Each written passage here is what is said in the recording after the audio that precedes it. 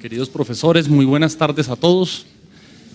Sí, para nosotros es un enorme privilegio que quizás por primera vez desde que se fundara la escuela estén aquí los profesores del Gimnasio Moderno y los profesores del Gimnasio Sabio Caldas, ¿no?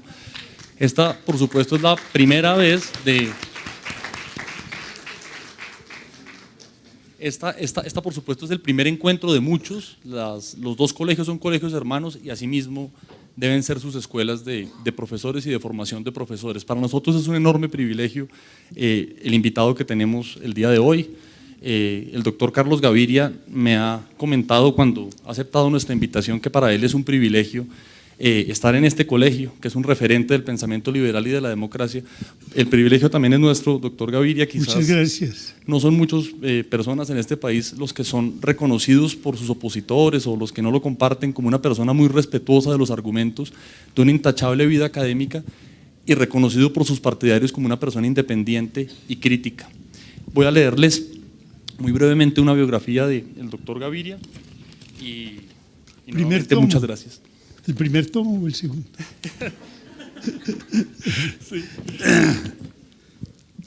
Sí, Carlos Gaviria es juez, abogado, profesor de Derecho Constitucional y de Filosofía del Derecho en distintas universidades del país y de América Latina. Recibió cursos de leyes en la Universidad de Harvard y es doctor de la Universidad de Antioquia, donde dio clases por más de 30 años y ocupó el cargo de vicerrector. Gaviria fue magistrado y presidente de la primera Corte Constitucional, senador de la República, fue candidato presidencial en 2006, obteniendo más de 2,5 millones de votos. Escritor de varios títulos, se destaca su libro Mito o Logos hacia la República de Platón, que para los que lo quieran adquirir está en la entrada, un libro bellísimo. Actualmente es presidente de la Fundación Demopaz, Fundación Educación para la Democracia y la Paz. ¿Cómo educar para la democracia? Ese es el título de la conferencia. Doctor Gaviria, muchísimas gracias por estar con nosotros. Muchas gracias. Bueno, 2 palabras introductorias nada más. Primero, me excuso con ustedes porque no he superado totalmente un incidente una bronconeumonía, y mi voz está hoy muy precaria. Incluso tengo que transgredir algún hábito mío. Me gusta mucho más hablar de pie, paseándome, pero hoy debo hacerlo con esta limitación. Y primero que todo, decirles que me siento muy orgulloso y muy honrado de estar en este gimnasio por muchas razones. La primera de todas es mi afinidad con la filosofía que informa a esta institución. Tengo una gran veneración por don Agustín Nieto Caballero, por la filosofía liberal y laica que inspiró esta institución. Además, hay que hacer ya algunas precisiones, ¿no? Cuando uno habla de liberal en este momento lo miran mal. Es que el liberalismo tiene un sentido muy noble y es la libertad de pensamiento, el respeto por la opinión ajena, etc. Otra cosa es que el medio donde puede florecer una sociedad de esa naturaleza no puede ser la que describe Michael Sandel como una sociedad de mercado, que es la sociedad en que estamos viviendo. Entonces, yo profeso el liberalismo en el sentido ideológico, pero he pugnado siempre, tanto en mi pensamiento como en mi acción, por una sociedad donde ese privilegio no lo sea, sino que sea un derecho de todo el mundo. Muchas gracias a Santiago Espinosa, a las personas que hicieron posible esta invitación. Y vamos a reflexionar un poco sobre esto de la democracia. Lo primero que uno pregunta es esto: ¿por qué es importante educar en democracia? La democracia ha sido un poco santificada, sacralizada, y uno dice, ¿de dónde viene esto? Y que estamos como todos de acuerdo en que es buena la democracia y educar en democracia. Parto de una afirmación que hace don José Ortega y Gasset en un ensayito muy bello que está en El Espectador, en el libro de él que se llama El Espectador, y se llama Democracia Morbosa. Y empieza don José Ortega y Gasset descreyendo de la persona que dice yo soy ante todo demócrata. ¿Por qué descree don José Ortega de la persona que dice que ante todo es demócrata?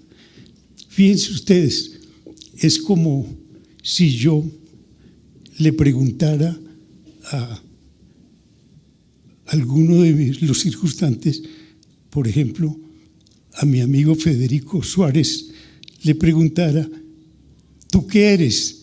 Y él me dijera, yo ante todo soy hincha de Millonarios. Eso es extraño, porque uno antes de ser hincha de Millonarios es muchas otras cosas. Pues don José Ortega y Gasset llama la atención sobre esa circunstancia, y es que uno antes de ser demócrata tiene que ser otras cosas, es otras cosas, aun cuando no lo sepa. O sea, que él dice que la definición política es una definición que se da en un segundo plano, que en un primer plano hay una definición anterior. Busquemos cuál será esa definición anterior. Jean-Paul Sartre, en un ensayito muy bello que se llama El existencialismo es un humanismo, dice lo siguiente: el hombre, y entiendo por hombre, hago la advertencia de una vez, el término en sentido antropológico, o sea, hombre y mujer, miembro del género humano, dice Sartre, el hombre es la criatura condenada a ser libre. Y a uno lo sorprende, condenada a ser libre. ¿Cómo lo puede condenar a uno a una cosa tan amable como la libertad? Es como si le dijeran que lo condenan a ser feliz. Usted está condenado a ser feliz. Esa no es una condena, diría uno, pero Sartre explica rigurosamente por qué sí es una condena. Porque ser libre significa estar abocado a tomar decisiones. Y nada en la vida tan difícil como tomar decisiones. Yo pongo ejemplos triviales. Si yo estoy conversando con mi mujer y le digo, ¿qué hacemos esta noche? ¿Vamos al cine o vamos al concierto en el Teatro Mayor? ¿Por qué no eliges tú? No, decide tú. O lo tiramos a la cara y sello. Una trivialidad. Y cuando lo que le preguntan a uno es, ¿y usted qué va a hacer con su vida? O cuando uno se pregunta, ¿qué hago yo con mi vida? Esa respuesta no la puedo dar sino yo. Yo. Nadie me puede sustituir en esa respuesta. Sartre cuenta una anécdota muy bella, y es que un estudiante lo buscó en la universidad cuando la ocupación de París por los nazis, y le dijo, yo vengo a que usted me resuelva un problema muy grave que tengo. Y le dijo Sartre, ¿cuál es el problema? Yo soy hijo único, mi madre está enferma. Si yo me voy para la guerra, me incorporo al ejército francés, mi madre se va a morir. Pero si no me incorporo, me va a matar el remordimiento de ser un mal francés. ¿Qué hago? Y Sartre le dice, ese problema no es mío, ese problema es suyo. Yo no le puedo resolver ese problema. Usted conoce el imperativo categórico de Kant, que dice, obra de tal modo que tu conducta pueda convertirse en regla de conducta universal. Usted tiene que saber que si decide incorporarse a la lucha, usted es un excelente patriota. Su conducta puede ser expuesta como la de un patriota ejemplar. Y si se queda con su madre, como un hijo ejemplar. ¿Qué es mejor, ser un hijo ejemplar o un patriota ejemplar? Eso no lo puedo decidir yo, eso lo tiene que decidir usted. Esa es la libertad, ¿cierto? Y la libertad incluso vivida como carga, la libertad vivida como dice Sartre, la condena estar condenado a ser libre. Pues bien, hay un texto que seguramente muchos de ustedes conocen, porque es un texto clásico de finales del siglo XV, que es la oración por la dignidad humana de Pico de la Mirandola. Pico de la Mirandola, ¿saben? Era un fraile. Dicen que reunió en su momento toda la sabiduría, toda la ciencia que se conocía, la tenía Pico de la Mirandola en su cabeza. Un erudito extraordinario y un hombre de un brillo. Murió a los 35 años, huyendo de ciudad en ciudad de la Inquisición. Y en esa bella oración, tan breve y tan hermosa, caracteriza a la criatura humana por esto: la criatura humana es la única capaz de avistar un destino y perseguirlo. Eso no lo puede hacer, pues, padre suyo, ni el mineral, ni el vegetal, ni los animales con quienes compartimos tantas cosas. Dice, la criatura humana tiene la posibilidad de subir al cielo y bajar al lodo, y todo eso hace parte de su dignidad. ¿De qué está hablando ya? Que la dignidad humana no es otra cosa que la autonomía. La autonomía, que está luego muy bien pensada y desarrollada especialmente en dos autores que no pueden ser leídos aparte. Siempre hay que leerlos, asociarlos el uno con el otro. Y son Rousseau y Kant. Rousseau da una respuesta a una pregunta que él mismo plantea, que es absolutamente brillante, atinada y además hermosa. Pregunta esto: ¿cómo hace uno para obedecer sin sentir rebajada su dignidad? Porque todos tenemos la experiencia de que cuando obedecemos sentimos un poco disminuida nuestra dignidad. Sálgase, y si la persona tiene que salir, se sale cabizbaja. ¿Por qué me tengo que salir? Haga esto, haga aquello. Y en la sociedad, y no podemos sino vivir en sociedad, eso lo señaló muy bien Aristóteles desde el comienzo, somos politikon, somos seres también, digamos, condenados a vivir con los demás. No estamos destinados a vivir solos, sino a vivir con los demás. Y cuando hay comunidad, hay siempre necesidad de obediencia, porque siempre hay un núcleo de poder que rige la comunidad. Y entonces la gran pregunta de Rousseau es esa: ¿cómo es posible obedecer y mantener la dignidad? Y oigan la respuesta tan extraordinaria. Dice, únicamente obedecemos sin perder la dignidad cuando obedecemos órdenes que nosotros mismos nos hemos dado. Eso es, ¿no? Y por tanto, la propuesta suya es una sociedad, llamémosla ahora, democrática, es decir, donde todas las personas van a decidir qué es lo que en esa comunidad se hace. Esa es la autonomía de la comunidad.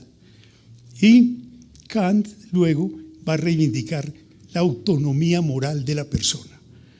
Yo no tengo más reglas rectoras de mi conducta que las que yo elijo, porque las considero dignas de ser atendidas, de ser acatadas por todos los miembros de la comunidad. Ahí tienen ustedes. Kant, no. Y sobre todo subraya la dimensión individual. Yo acato las normas que mi conciencia considera que son dignas de ser observadas universalmente. Esos dos pensadores andan tan de la mano. Y les cito dos obras de Rousseau: El contrato social. y de Kant, en este caso, la fundamentación de la metafísica de las costumbres. Es un nombre muy trascendental, asustador. ¿Cómo será eso? Terrible. Fundamentación de la metafísica de las costumbres. Es una obra de una claridad extraordinaria y de la misma manera de una utilidad maravillosa. Esto puede ser anecdótico nada más, pero es importante. Eran tan afines que Kant, según relatan todos sus biógrafos, era un hombre de una disciplina férrea, de unas costumbres absolutamente rígidas. Siempre se levantaba a determinada hora, a las 6 de la mañana, daba un paseo antes de empezar a trabajar por la tarde, para que no se vaya a creer que era un fraile puritano. Se reunía con sus amigos en la casa. Él decía que no debían ser más de 9 personas las que estaban en la mesa a hablar de temas que no fueran filosóficos y a compartir un buen vino, una buena comida, etc. Pero era constante en sus costumbres. Y una vez se sorprendieron los vecinos porque Kant no había dado el paseo matutino. A las 6 de la mañana, ¿qué pasaría con el señor Kant? Y le preguntaron y dijo, es que estaba leyendo un libro que se llama Reflexiones sobre lo bello y lo sublime de Juan Jacobo Rousseau y no pude dejar de leer ese libro y por eso hoy alteré mi costumbre. Eran de una afinidad intelectual extraordinaria. Son los fundadores, a mi modo de ver, del liberalismo y de la democracia moderna. Yo creo que ya es suficientemente atractivo lo que les he dicho para saber uno que si la democracia tiene que ver con la autonomía personal y que la autonomía personal es la misma dignidad y que tiene que ver con la autonomía de la comunidad, que la comunidad no sea gobernada desde afuera, sino que ella misma se gobierne, entendemos por qué es que nos gusta la democracia y por qué vale la pena educar en democracia.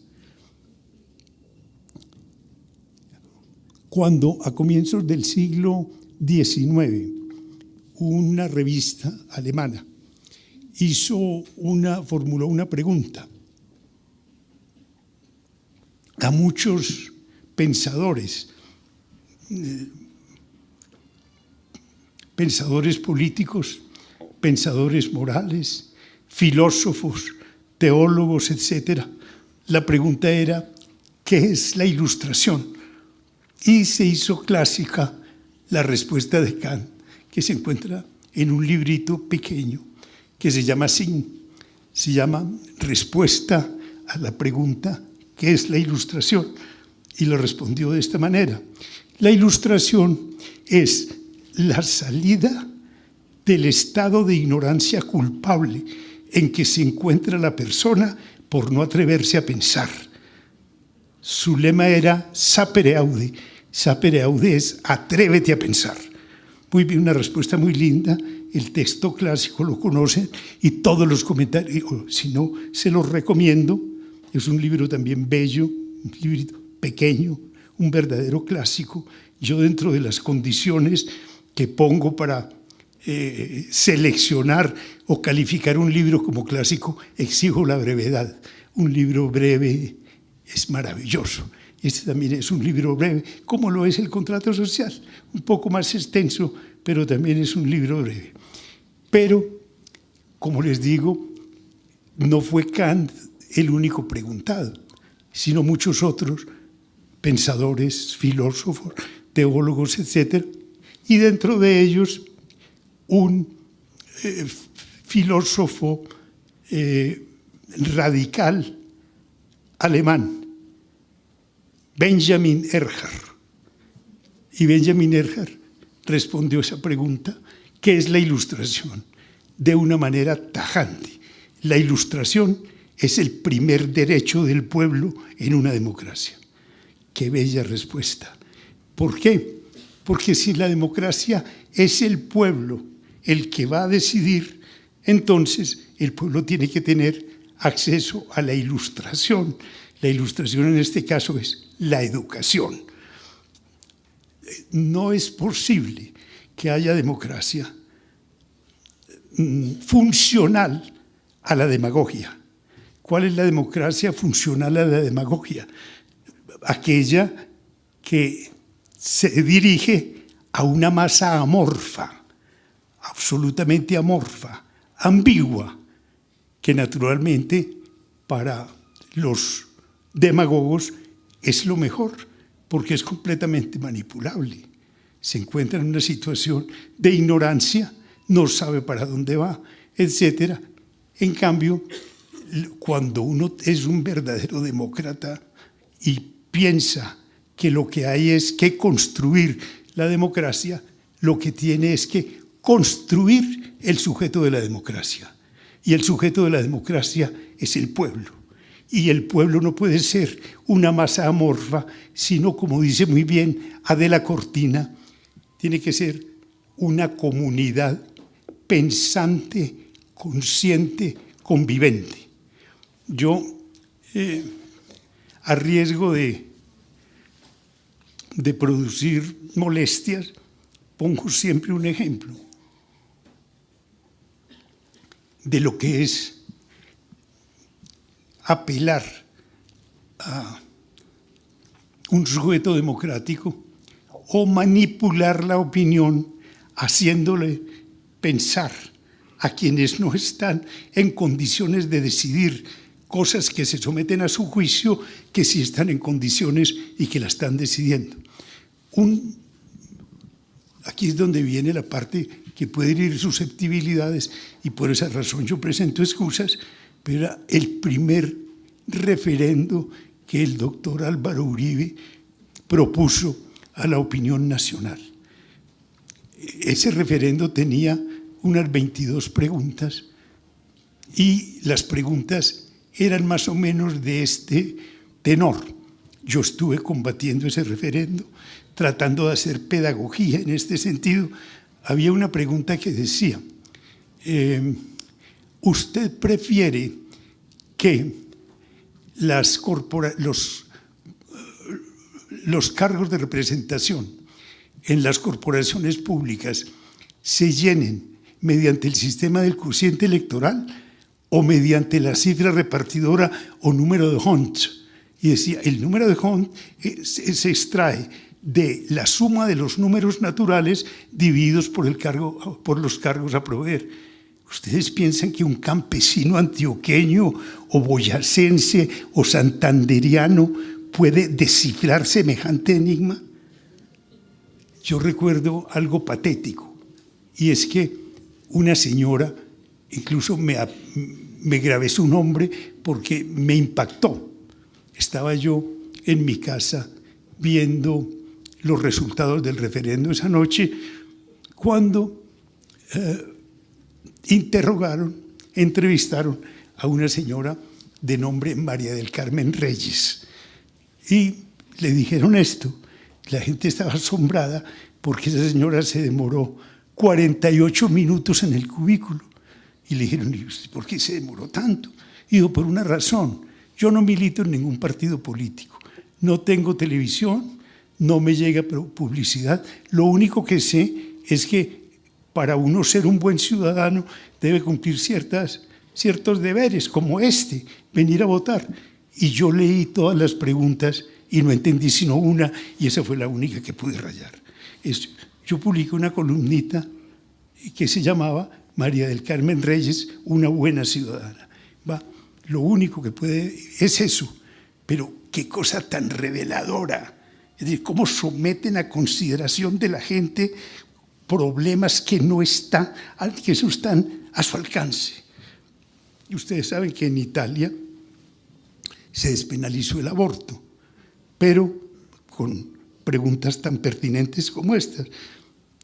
En primer lugar, la despenalización del aborto, el aborto mismo, pues el problema, no ofrece dificultades de información como las que puse de presente anteriormente, sino que tiende a pulsar la sindéresis, digamos, el sentimiento moral de cada persona. Y le dicen, ¿usted está de acuerdo con que la mujer que suspenda el proceso de gestación sea sancionada siempre? Primera pregunta. Segundo, que si se da en las circunstancias de peligro de su vida, de muerte del feto, de violación, no sea sancionada. Dos cosas. ¿Y qué está pulsando? Está pulsando el sentimiento moral de cada persona.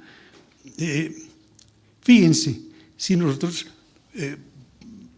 proponemos un referendo sobre la pena de muerte, yo soy absolutamente enemigo de la pena de muerte, pero me parece que es pertinente. ¿Cierto? Y le preguntan a la gente, ¿usted está de acuerdo con que fusilen a los secuestradores? Algunos dirán, claro, esos son unos hombres muy malos, unos delincuentes terribles, que los maten. Y otros dirán, no, a mí no me gusta que maten a nadie. ¿Qué está respondiendo? El sentimiento moral. Hay un mito muy lindo, que es justamente ese. Está expuesto en el diálogo Gorgias o de los sofistas de Platón. Y es que se plantea este problema. ¿Por qué en las asambleas populares, cuando se trata de problemas de la medicina, de la salud de la gente, únicamente son llamados a hablar los médicos? Si se trata de la construcción de caminos, los ingenieros.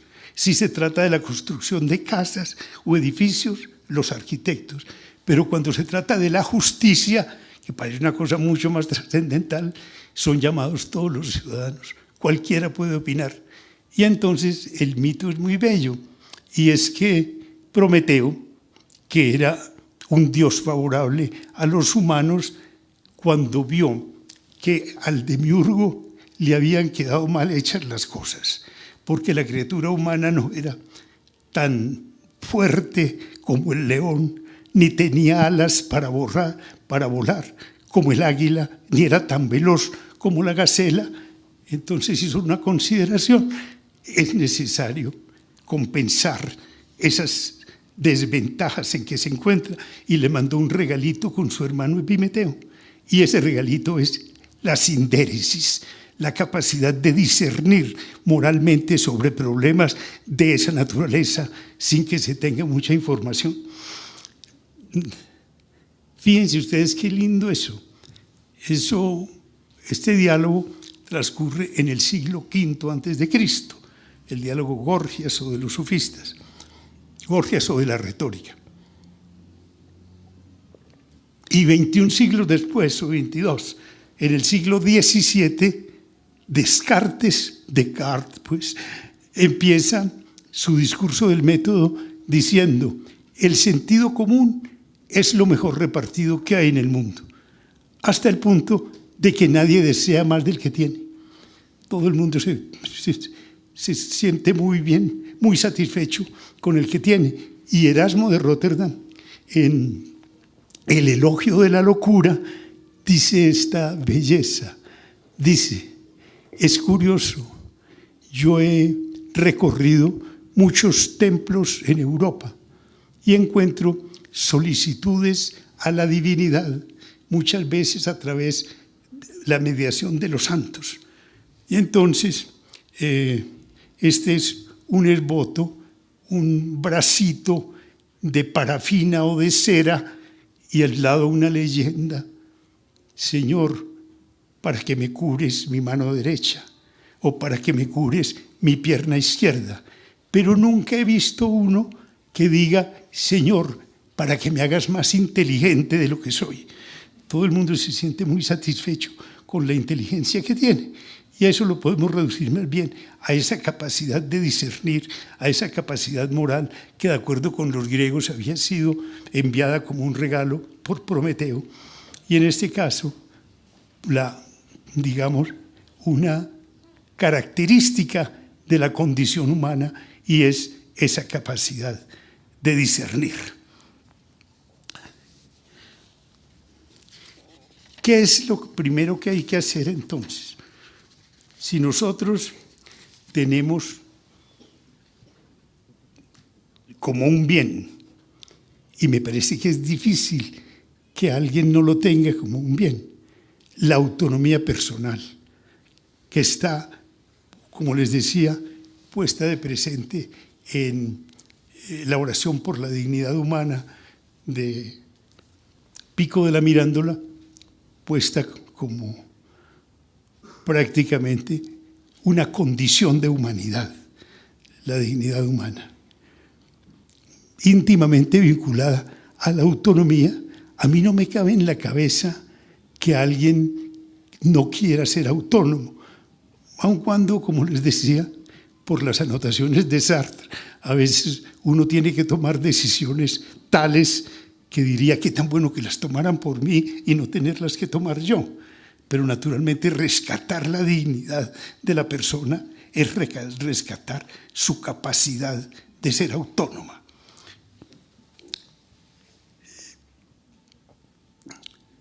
Empecé planteándoles o citándoles la referencia a Ortega y Gasset, citándoles el ensayito de Ortega que se llama Democracia Morbosa, donde él dice que cuando uno dice, o alguien que diga, que afirme, yo soy ante todo demócrata, no sabe muy bien lo que está diciendo, porque uno antes de ser demócrata tiene que haber definido otras cosas y ser otro tipo de decir, haberle elegido un rumbo a su vida. Eso es lo que se denomina dar sentido a la existencia. ¿Para qué estoy yo sobre la tierra? Y naturalmente el creyente puede decirlo. Yo lo sé, Dios me puso sobre la tierra para que luego volviera a Él. Digamos, en Aristóteles diríamos, el fin del hombre es ser racional. Y Santo Tomás diría, la visión beatífica, no únicamente ya un destino natural, sino sobrenatural. Ver a Dios. Y perfecto, una persona creyente tiene todo el derecho de organizar su vida de esa manera y que nadie interfiera en esa decisión. Pero, ¿y quienes pensamos que la existencia no tiene más sentido que el que uno le atribuye? Porque a mí se me preguntan, ¿cuál es el sentido de eso? ¿Para qué vino usted al mundo? Para nada. Y entonces, soy yo quien tengo que decidir qué hago con mi existencia. Esa es la decisión trascendental. Y entonces, hay un texto muy bello de María Zambrano, una filósofa española muy brillante, discípula de Ortega y Gasset, precisamente, que se llama Democracia y Persona. Y María Zambrano dice esto, que yo comparto plenamente. Todo ciudadano tiene que ser absolutamente consciente de cuál es el sentido que le da su existencia, especialmente las personas que hemos tenido acceso a la educación. Tenemos que tener respuestas para preguntas como estas. ¿Usted por qué es cristiano o por qué no lo es? ¿Usted por qué es agnóstico o por qué no lo es? ¿Por qué es ateo? Es decir, uno de los vicios de esta sociedad, de la sociedad colombiana, que pone de presente ese carácter amorfo del sujeto político que es el pueblo, radica en esto. Si uno le pregunta a una persona, ¿usted es liberal o conservador? Yo soy liberal. ¿Y por qué? Porque mi tatarabuelo peleó con el general Uribe en Palo Negro, ¿cierto? O el otro dirá, porque mi tatarabuelo estuvo con el general Pedronel Ospina combatiendo a Uribe. Y nada más. Recuerden la violencia tan terrible política entre nosotros, muy bien descrita por Eduardo Caballero Calderón en una novelita pionera extraordinaria que se llama El Cristo de espaldas, matándose los chulavitas contra los cachiporros, los unos rojos y los otros azules, sin saber por qué son rojos y por qué son azules, ¿no? Entonces, la tarea es hacer consciente a la gente y que cada uno, especialmente cuando ha tenido acceso a la educación, sea consciente de cuál es su posición en el mundo. ¿Usted acepta la ética cristiana? La ética cristiana es bellísima. Incluso para aceptar uno una propuesta como la ética cristiana no tiene siquiera que ser creyente, de ninguna manera. O usted acepta la propuesta utilitarista de Stuart Mill y de James, en el sentido de que lo bueno es lo útil, ¿no? Usted tiene que saber dónde está. O usted es partidario de que las instituciones de un Estado sean diseñadas por un grupo de ilustrados, es decir, por personas con la mente cultivada, que le fijan una meta a ese país, y entonces en ese caso la persona estará optando por una posición ilustrada, liberal, o usted es partidario más bien de que las instituciones sean el producto del proceso histórico. El proceso histórico es ciego, es subterráneo, etcétera, pero es el que va determinando, de acuerdo con esta perspectiva filosófica, cuáles son las instituciones que un pueblo puede tener. Eso lo debe tener, ¿no?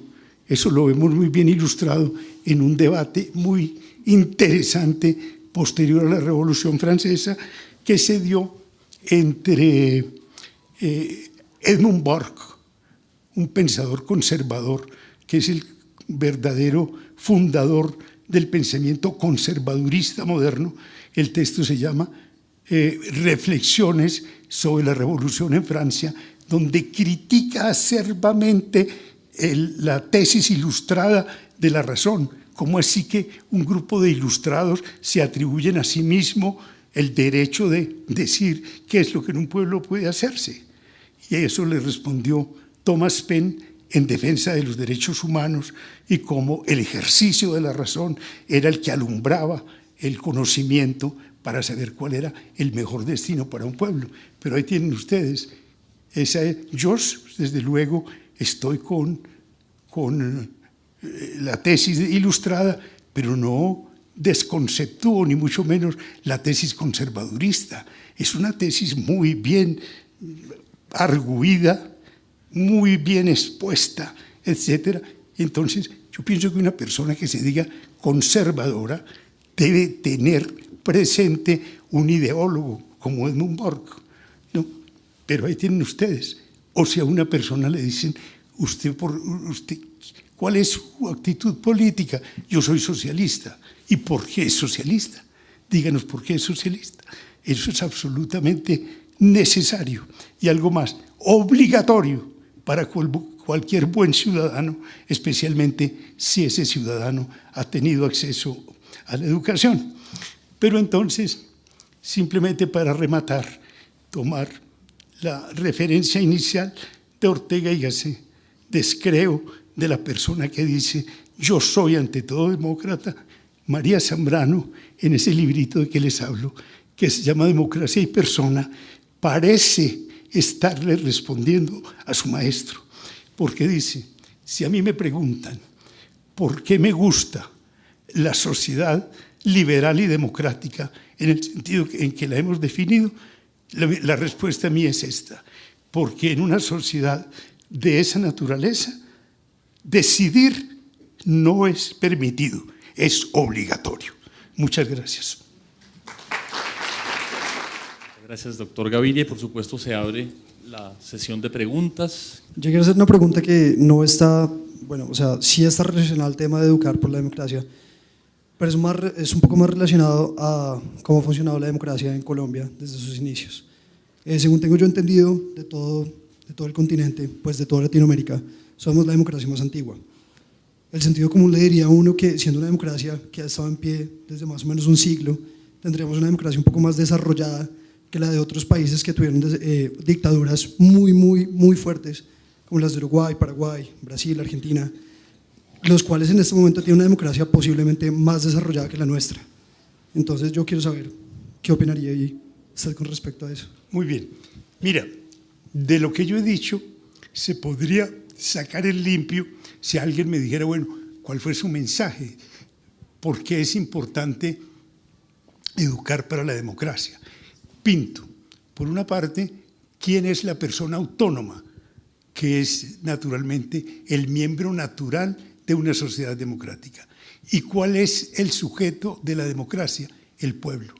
Pero no el pueblo entendido como una masa amorfa que no sabe lo que está haciendo, que no sabe siquiera convivir, sino, como diría Adela Cortina, el reto es construir el sujeto del pueblo, el sujeto de la democracia, que es el pueblo. ¿Construirlo cómo? No como una masa, no como una masa ambigua, amorfa, sino como una comunidad convivente y dialogante. Y para convivir de esa manera y para dialogar es necesario tener ilustración. Y la ilustración no es, como les decía ahora, una educación especializada. Yo, por ejemplo, siempre he pensado lo siguiente, que la tarea de la universidad entre nosotros no es la de formar profesionales. Muy bueno que la universidad forme profesionales, pero eso lo pueden hacer incluso otras instituciones técnicas, tecnológicas, etc. La tarea de la universidad es formar buenos ciudadanos, es decir, es formar personas para la convivencia. Y formar personas para la convivencia es educar en la democracia. Fíjense lo que les decía, me di incluso la libertad de hablar, de criticar una propuesta del doctor Uribe, a sabiendas de que yo sé que aquí hay muchas personas que pueden ser partidarios del doctor Uribe, pero eso no importa. ¿Por qué? Porque cada uno de estos temas debe ser objeto de diálogo, de reflexión. Nosotros en Colombia no sabemos tener contradictores sino enemigos.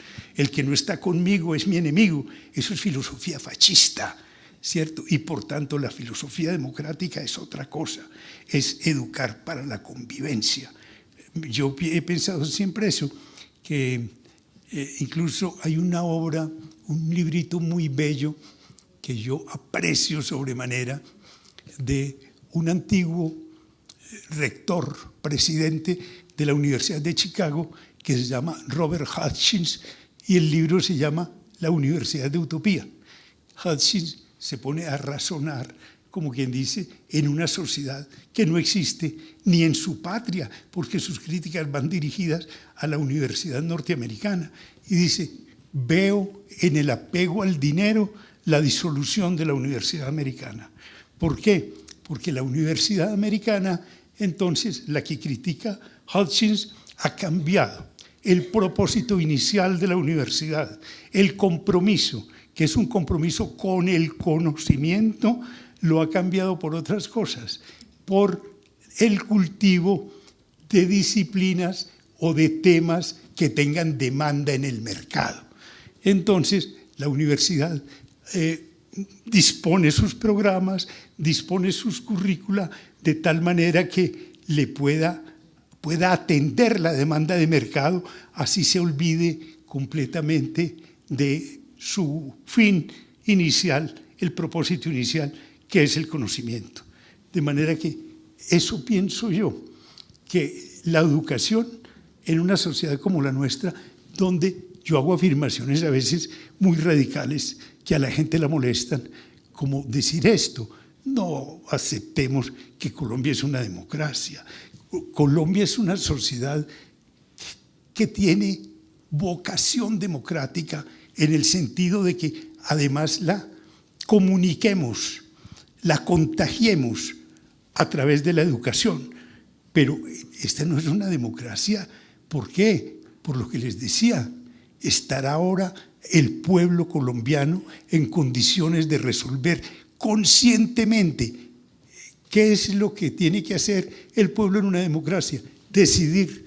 Y si no sabes sobre qué decidir, cómo se le atribuye una decisión y se legitima una decisión apelando a las urnas. Es decir, hay que ser realista. Cuando yo digo esta no es una democracia, no estoy execrando la sociedad colombiana, sino que estoy situándola de acuerdo con mi percepción donde debe estar. Es una democracia por construir, es una democracia germinal. Y para construir esa democracia, el primer ingrediente es la educación. No hay una como contradicción de principio en la idea de educar para democracia, es decir, una comunidad, el aula es como un súper ejemplo de una comunidad no democrática, ¿o no? Hay alguien que yo enseño y usted aprende. Yo soy la autoridad, usted aprende lo que yo diga. Los estudiantes quieren aprender, pero no exactamente lo que uno les quiere enseñar. La gente quiere aprender fútbol o jugar con los aparatos electrónicos y no exactamente aprender geometría. Pero es geometría lo que tienen que aprender y lo tienen que aprender porque el profesor lo dice. Si usted me pregunta cuál es su personaje histórico, una de las cosas que yo puedo responder sin vacilación, porque yo ante todo soy una persona llena de dudas, de perplejidades, que no quiere simular que tengo las respuestas a la mano, etcétera, es Sócrates. Mi personaje es Sócrates. Sócrates es, de una parte, el primer gran educador. ¿Qué hace Sócrates? Dialoga con sus interlocutores. Él decía que no tenía discípulos siquiera. Y sin embargo, esa tarea que está haciendo Sócrates es una tarea altamente política. ¿Por qué? Sócrates no ocupó cargos públicos, salvo algunos de forzosa aceptación, como ser jurado del Tribunal de los 500, etcétera, pero nada más. Y sin embargo, fue la persona que más política hizo y que más educó.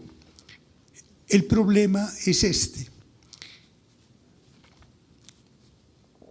La democracia, ¿cómo hay que entender la democracia en la educación? Yo no creo que la democracia en la educación consista en que se les pregunte a los estudiantes, por ejemplo, ¿ustedes quieren saber de física atómica o quieren saber de patinaje? De patinaje, entonces esto es democracia. A mí me parece que eso es absolutamente equivocado. Lo que ocurre es que al estudiante no hay que decirle, tiene que aprender física y el patinaje no sirve para nada, sino que allá hay que llegar a esa conclusión mediante un diálogo con él. Sócrates siempre decía, lo que hay que hacer con el otro es la educación mayéutica o dialéctica, es punzarle, como quien dice, los centros nerviosos esenciales para hacerle entender o para que él entienda qué es lo más importante. Todos esos diálogos que él tiene, por ejemplo, sobre la valentía, sobre la sabiduría, los diálogos socráticos menores, que son los que a mí más me encantan y más me seducen, donde Sócrates pregunta por la esencia de una virtud y el diálogo no termina en una respuesta definitiva, sino que termina en un interrogante. Le pregunta, por ejemplo, a un estratega ateniense, ¿tú eres valiente? Yo soy valiente.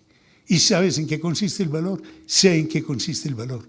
Y Sócrates empieza a interrogarlo y entonces el otro pone en evidencia que no sabe qué es el valor.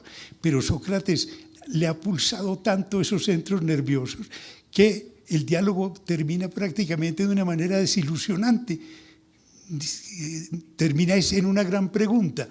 Dice Sócrates, lo que veo es que tú no sabes en qué consiste la valentía. Yo tampoco. Necesitamos un maestro, ¿cierto? Es decir, pone de presente cuál es el camino para la educación.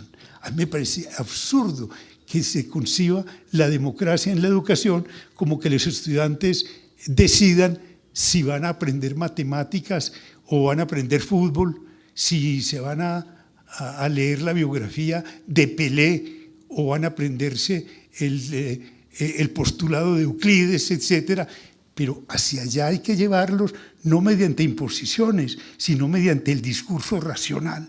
Una de las cosas buenas de la democracia es que está guiada por discursos de ese orden. Les decía, el populismo, la demagogia, que es una desvirtuación de la democracia, es ni más ni menos que una simulación. Hacerle creer a la gente que está decidiendo sobre cosas que no entiende y por tanto que no está a su alcance decidir. No sé si le digo algo. Sí, bueno, pues me alegro.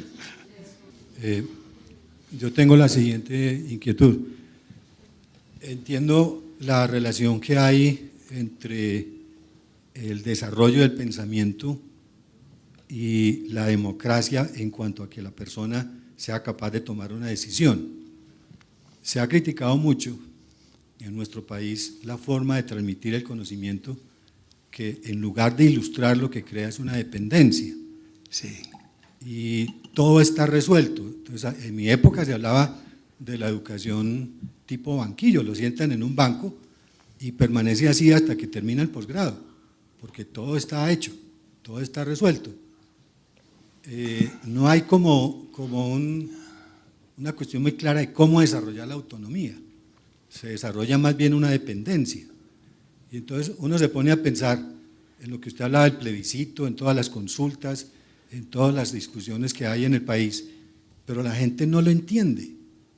Entonces, mi inquietud es si el sistema educativo realmente sirve o será necesario abrir un debate en la forma como estamos educando, la forma como estamos transmitiendo el conocimiento, porque eso influye en la democracia. Sin duda, claro. Mire, si yo he dicho que la educación es fundamental para la democracia y que no tenemos que razonar demasiado para llegar a la conclusión de que una sociedad democrática es atractiva, que hay razones para que nos guste una sociedad democrática, lo que tenemos es que preguntarnos esto.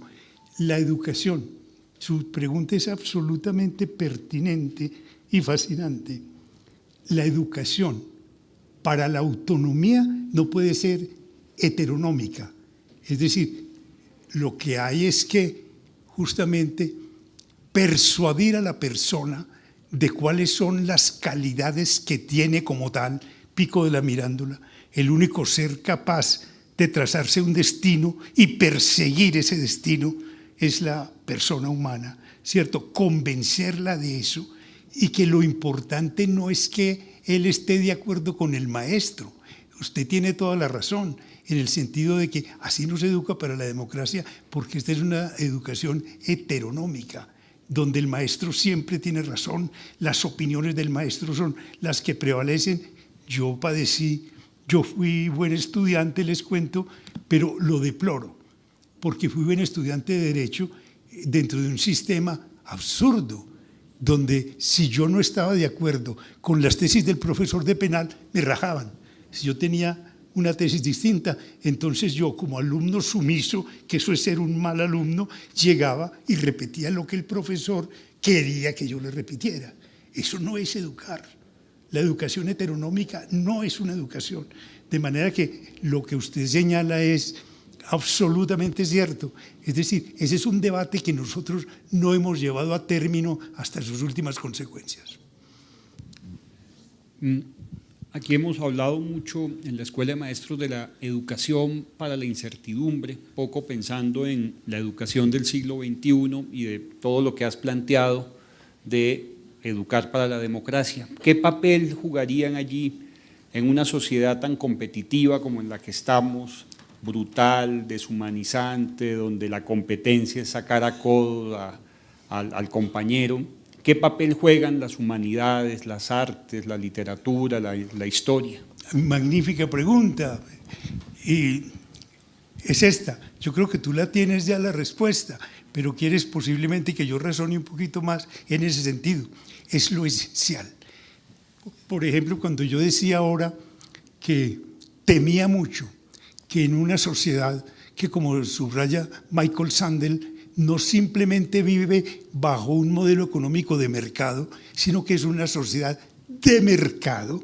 Entonces, las cosas se desvirtúan de tal naturaleza que la universidad empieza a pensar sus programas en función de esto. Somos signatarios de varios tratados de libre comercio. ¿Qué es lo que necesitamos? Buenos administradores, buenos economistas, buenos ingenieros. Y pregunta uno, ¿y se necesitarán filósofos? ¿Para qué filósofos? ¿Y si se necesitarán lingüistas? ¿Para qué lingüistas? Ese es el temor mío, ¿no? Entonces las universidades van plegando sus propósitos, sus programas, sus instrumentos a ese tipo de sociedad. Hoy pensaba, y a propósito de esta situación tan vergonzosa que vive la justicia, en que este mismo señor Robert Hutchins, que habla de la Universidad de Utopía, tiene un bello capítulo porque él era abogado, que es la Escuela de Derecho de la Universidad, donde él lo que sostiene es lo siguiente: las facultades de Derecho enseñan a hacer memoriales, eso se lo pueden enseñar en cualquier instituto técnico, a hacer buenos testamentos, ¿no? El compromiso de las facultades de Derecho es humanístico y por tanto sería ¿para qué el derecho? ¿Por qué hay derecho en la sociedad? ¿Qué función cumple el derecho? ¿Cierto? Problemas históricos, sociológicos, etcétera. Y por cierto, y esto es lo que viene más a propósito de esta vergüenza que estamos viviendo de magistrados que obran es en función de intereses particulares y de sus propios intereses y no de la justicia, de abogados que dicen que sí que cobran 4.000 millones de pesos y que eso que tiene, que eso está muy bien, que Robert Hutchins dice que alguna vez lo visitó, él era profesor de Yale, abogado, como les digo, pero ¿con qué concepción del derecho? Lo visitó un antiguo discípulo de la Universidad de Yale en Chicago y Hutchins le preguntó, dígame Ricardo, ¿es cierto lo que me cuentan que en Nueva York hay gente que ejerce la abogacía por plata? Con eso le digo pues, ¿qué es lo que yo pienso que significan las humanidades en una universidad? Son la esencia de la universidad. Bueno, yo quisiera abrir con una frase que me dejó un poco atónito dentro del aula, y es que le preguntaba a un estudiante que se había hecho la tarea y me dijo, ¿usted no sabe con quién está hablando, profesor? Creo que la sociedad nos plantea una doble moral en muchos sentidos. En la democracia, estaba reflexionando en torno a la democracia y cómo este estudiante me podía decir, usted no sabe con quién está hablando y por qué en la sociedad contestamos con preguntas así, ¿no?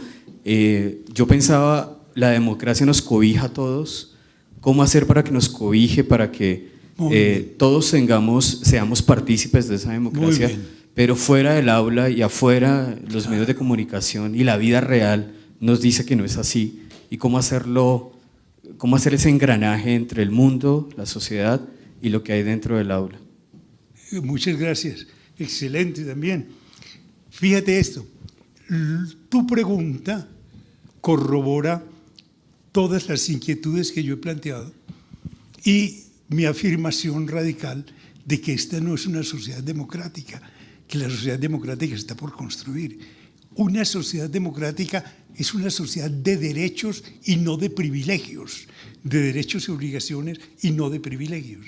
Nosotros sabemos que aquí al ciudadano corriente lo tratan tan mal que el que no quiere ser tratado como ciudadano corriente trata de insertarse en uno de esos grupos elitarios, bien sea por la economía, por el poder, por el apellido, etcétera, con el objeto de que no me vaya a tratar a mí como cualquier ciudadano, que yo soy muy importante, cuando en una democracia lo bello es tráteme como a cualquier ciudadano.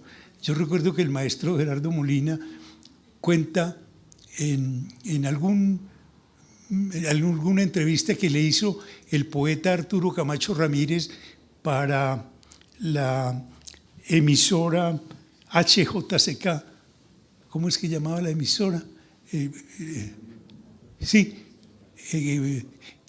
una emisora para la inmensa minoría, la de Álvaro Castaño y Gloria Valencia. El poeta Arturo Camacho hizo unas entrevistas maravillosas y una de las mejores es la del maestro Gerardo Molina.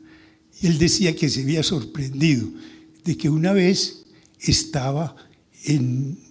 asistió a un espectáculo de teatro en Londres y de pronto sintió que había como un movimiento y se miraba hacia determinado sitio. Dice, ¿qué es lo que pasa allá? No, es que acaba de entrar el primer ministro Winston Churchill, como un ciudadano común y corriente, casi imperceptible. La gente lo conocía y sabía qué rol estaba jugando en la sociedad, pero sin que se notara absolutamente que era un privilegiado, era una persona común y corriente. Es decir, todo eso va en el orden de lo que yo te digo. Nosotros, con esa mentalidad de casta privilegiada, no podemos decir que somos una democracia. Justamente hace parte de la educación para la democracia a saber que una persona se asume como ciudadano y que ya eso es motivo de orgullo, ¿cierto? Pero que debe tener la expectativa de ser tratado de una manera adecuada. Es decir, que de invocar yo mi calidad de ciudadano no se siga un maltrato, sino al revés.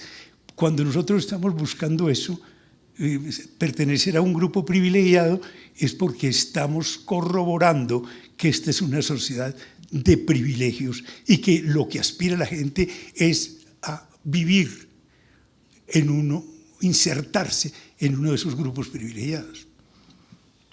Ni siquiera sé cómo empezar la pregunta, porque tengo un montón de cosas en mi cabeza en este momento, pero nosotros en el gimnasio moderno queremos que nuestros muchachos sean felices. Esa es una de nuestras premisas, ¿cierto?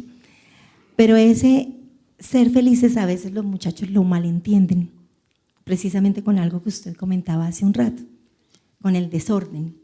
Y entonces creen que si se matriculan aquí, entonces eso les garantiza ser felices a costa de una indisciplina, de una desorganización, ¿verdad?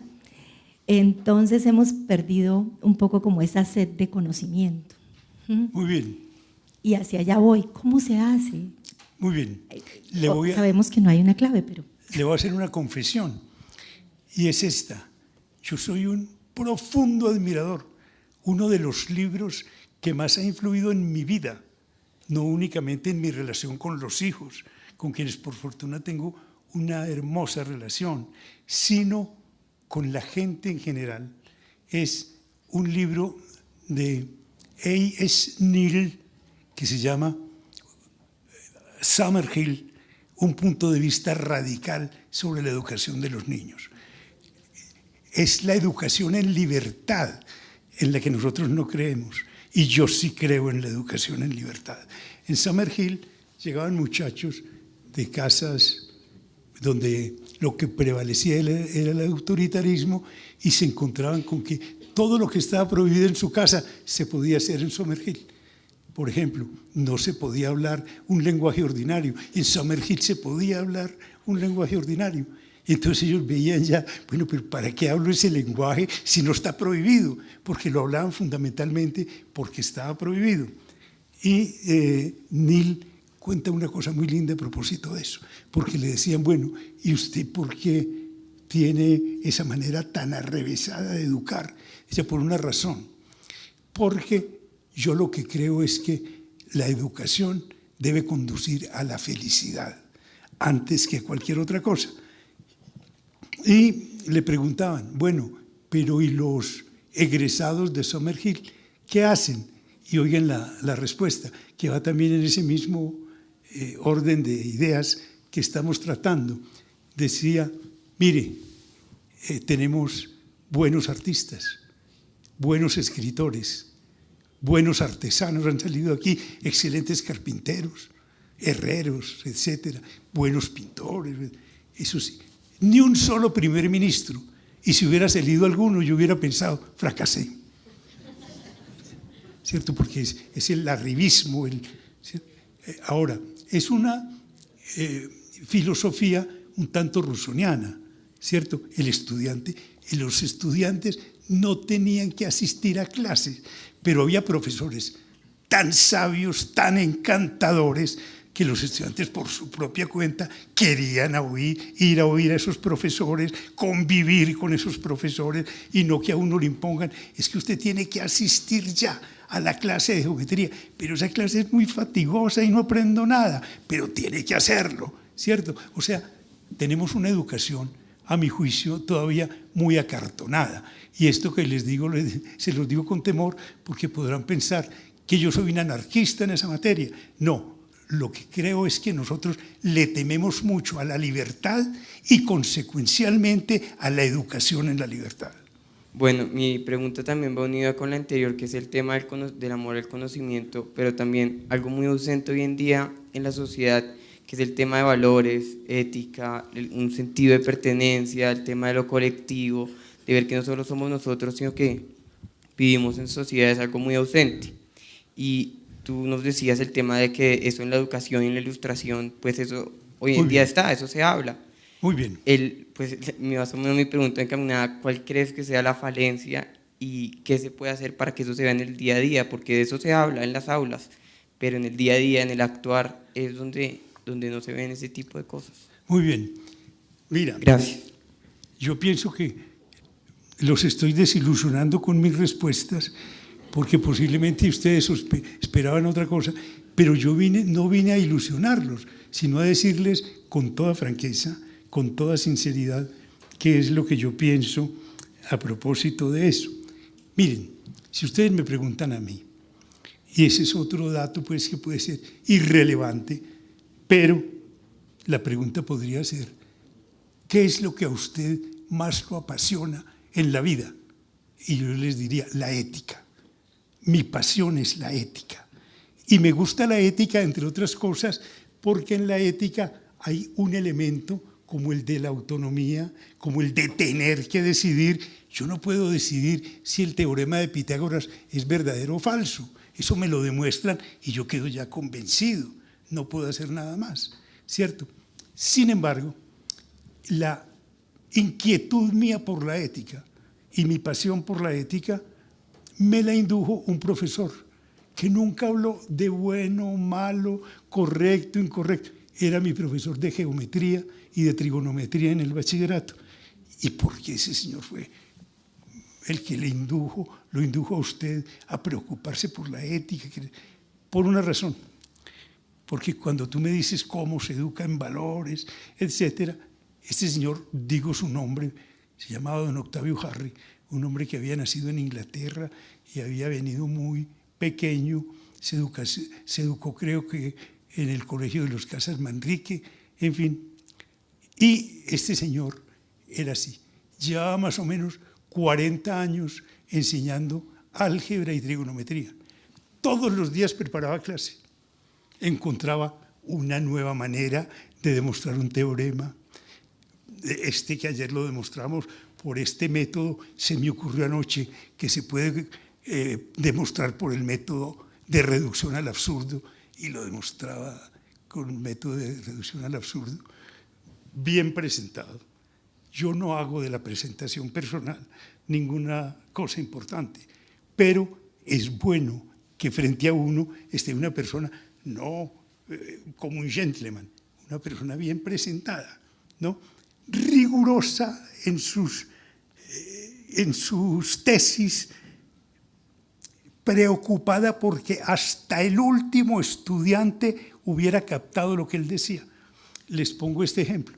Una vez nos dijo en la clase de geometría, nos dio una frase y nos la escribió griega, que era: hoy los números gobiernan el mundo. La escribió, era un viernes. El sábado él no tenía por qué ir a la universidad, al bachillerato, pues. Y interrumpió la clase de filosofía que la dictaba el rector, Monseñor. Y dijo: Monseñor, me da mucha pena, pero voy a interrumpir la clase 5 minutos. Es que anoche pasé muy mala noche. ¿Por qué? Porque yo les escribí mal esta frase en griego. Esa frase en griego no se escribe así. Esa frase en griego se escribe de esta manera. ¡Qué responsabilidad, por favor!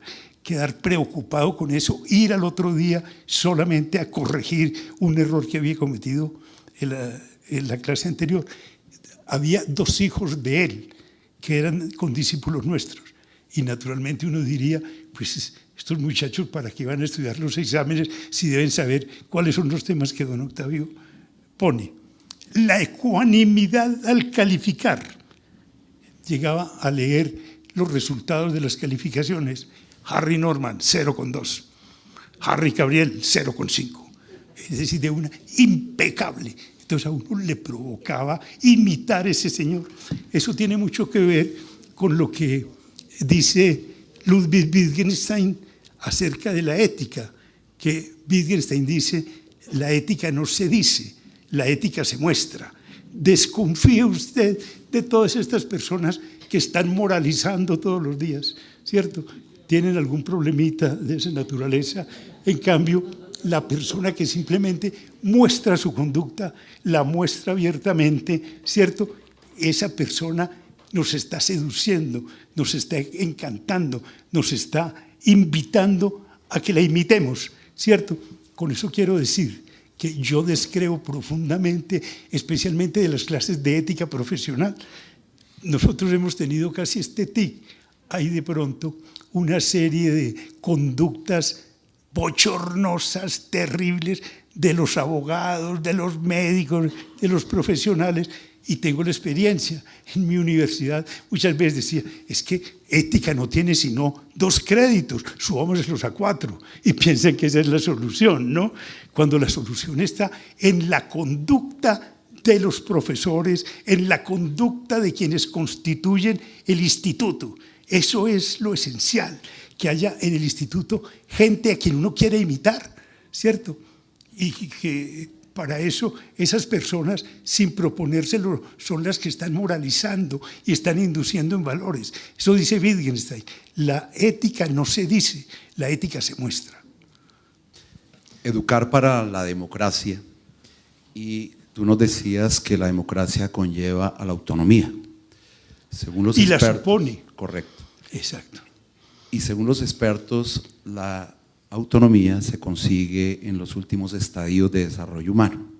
Mi pregunta es la siguiente: para ti, ¿cuál sería el papel fundamental del maestro en estas edades de nuestros estudiantes para desarrollar en estos chicos esa autonomía tan necesaria? Muy bien, muchas gracias. Mira, otra de las preguntas que yo puedo responder, posiblemente equivocadamente, pero sin vacilación, no me cabe duda, que la función del maestro no es transmitir conocimiento, sino transmitir pasión por el conocimiento.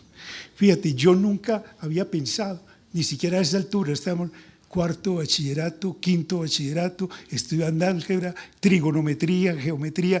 Yo tenía claro que yo me iba a dedicar a las humanidades, o incluso algún momento pensé que me iba a dedicar a la medicina. Ese señor me hizo apasionar por la matemática.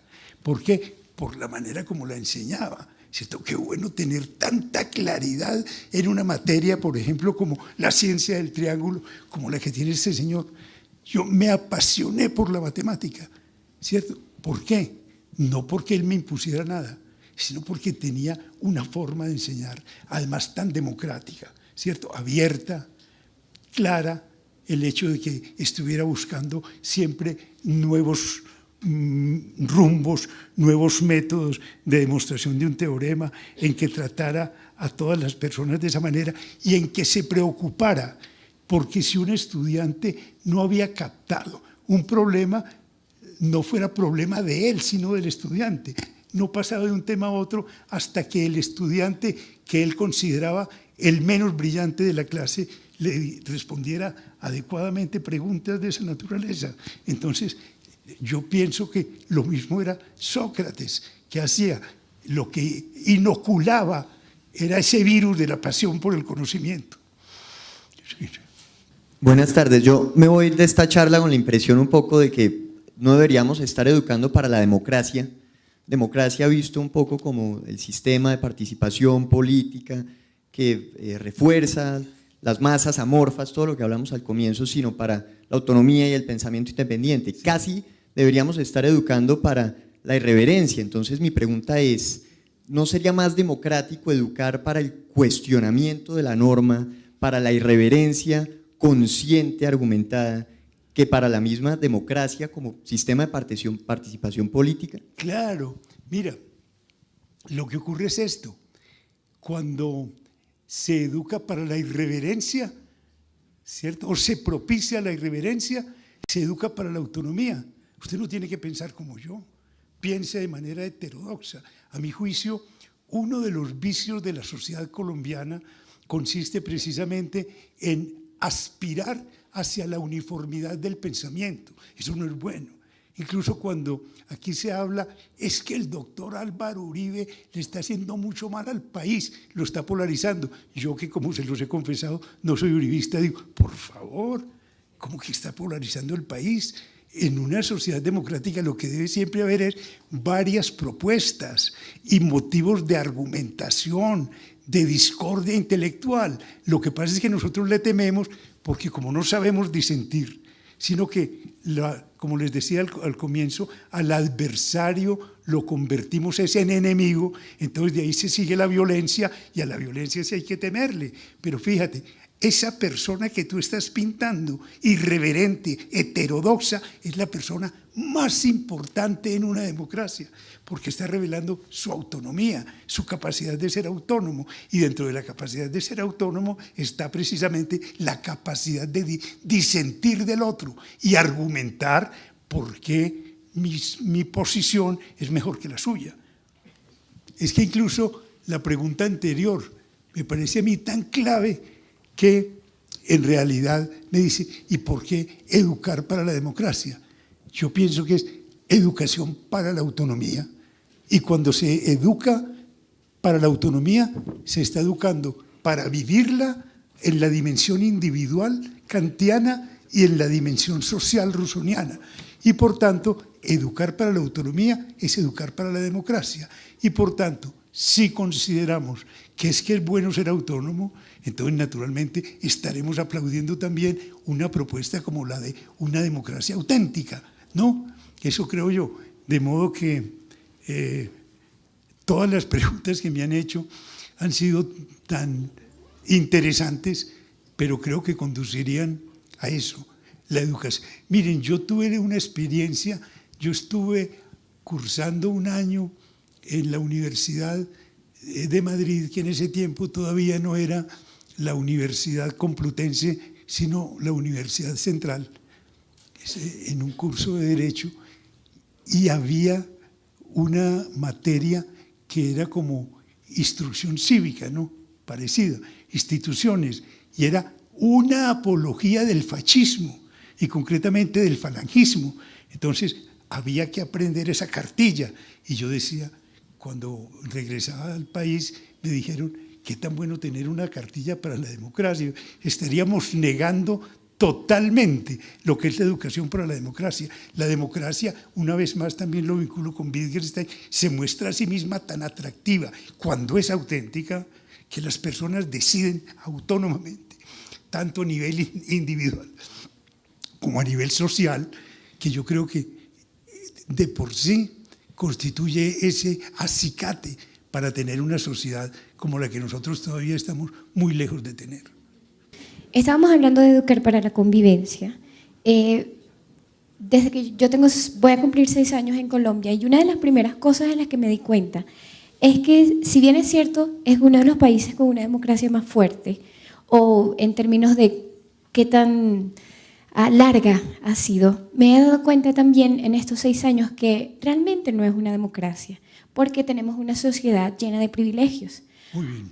Ahora, yo vengo de un país en donde sí hay mucha gente privilegiada, pero también somos una sociedad plural que ahora, bueno, estamos dejando de ser. Eso es harina de otro costal.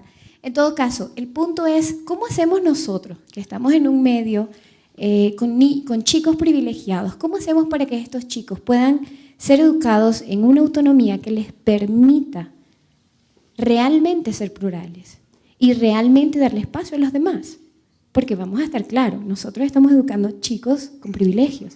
¿Cómo hacemos para que ellos, por ejemplo, puedan salirse como de ese estándar o de ese molde y venir a practicar y a construir una sociedad en donde quepan todos, en donde quepamos todos? Muy bien. Mire, voy a utilizar una palabra que es, yo lo sé, muy problemática de utilizar.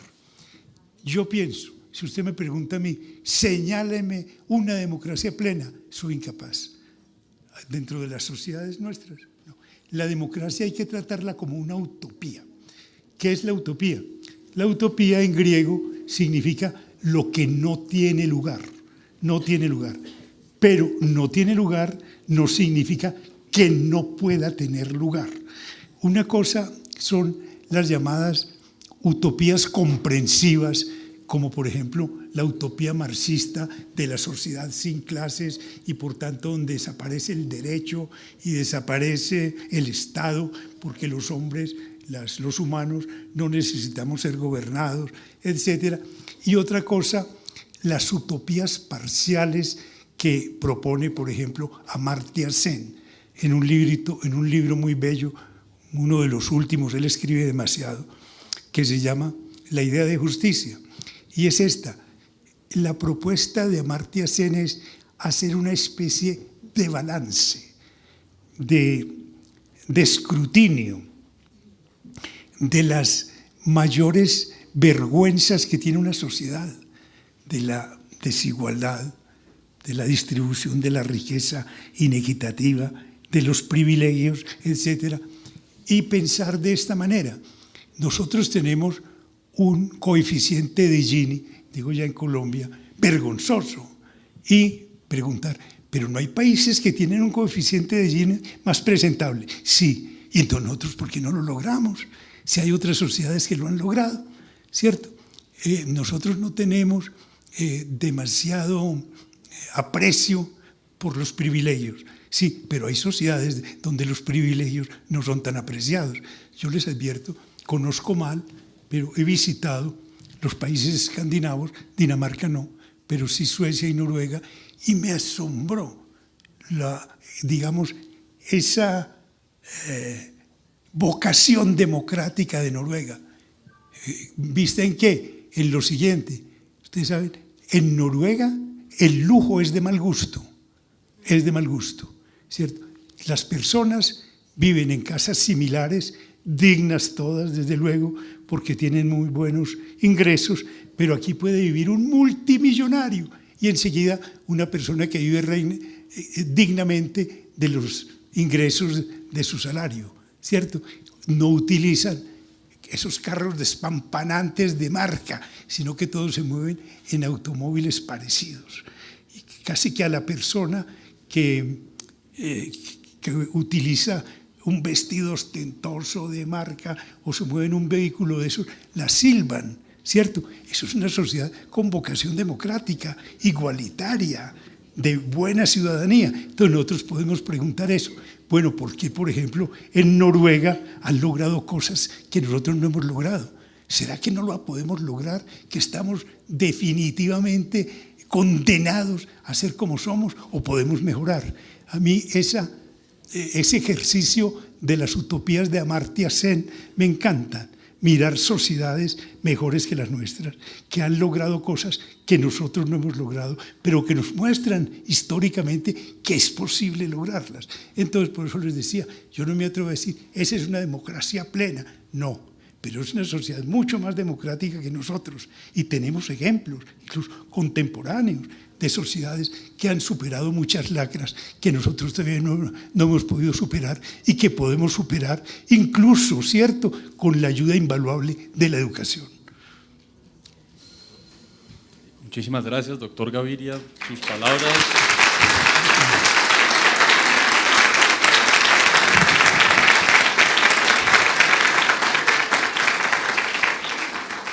Doctor Gaviria, sus palabras, las intervenciones del público, las preguntas. No, muchísimas gracias. Realmente justamente por eso. Para mí, lo que les dije, Era un privilegio, no solo un honor, sino un privilegio venir a un instituto con el que tengo tantas afinidades ideológicas, éticas, etcétera, y sobre todo a lo que más me gusta. Yo toda la vida lo que he sido fundamentalmente es un maestro, y lo que más me gusta es el diálogo con las personas con las que puedo dialogar. Muchas gracias a ustedes. Gracias, doctor Javier.